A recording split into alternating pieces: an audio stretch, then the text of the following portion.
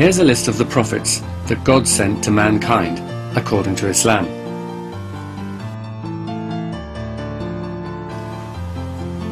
Now here's a map of where all these prophets were sent. Can you notice anything?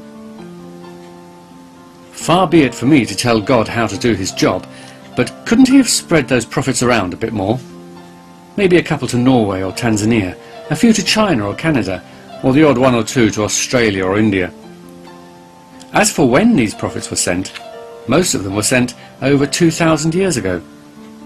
Again, I don't want to suggest that God is sleeping on the job, but we haven't had any prophets for quite a long time now, and let's face it, there are far more people around today and far more who don't believe in the true religion.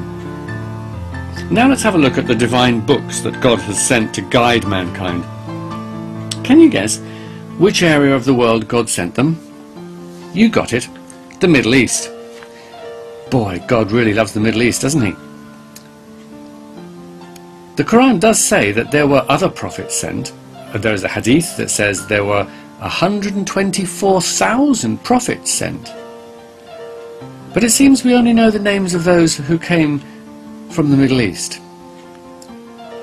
I was told that Buddha, Ram and Krishna were originally prophets of Islam, but their true teachings were corrupted.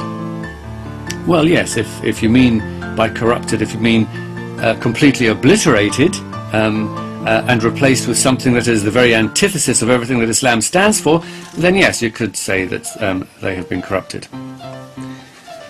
But let's assume that Buddha, Ram and Krishna really were prophets of Islam, and that there were indeed 124,000 prophets sent to mankind by God, but their teachings were completely lost or corrupted. Then I have to ask, what was the point?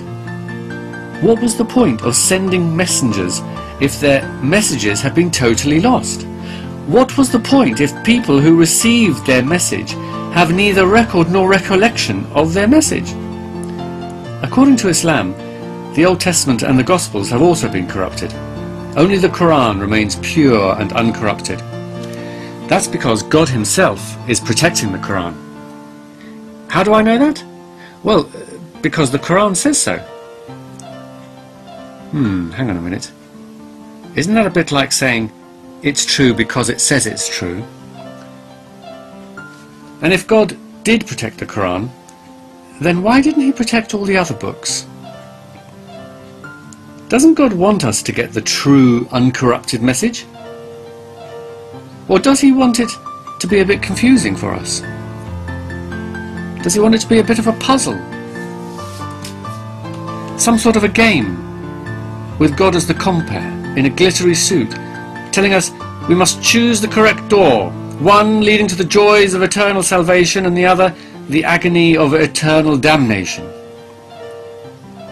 Though of course for most people there is no choice,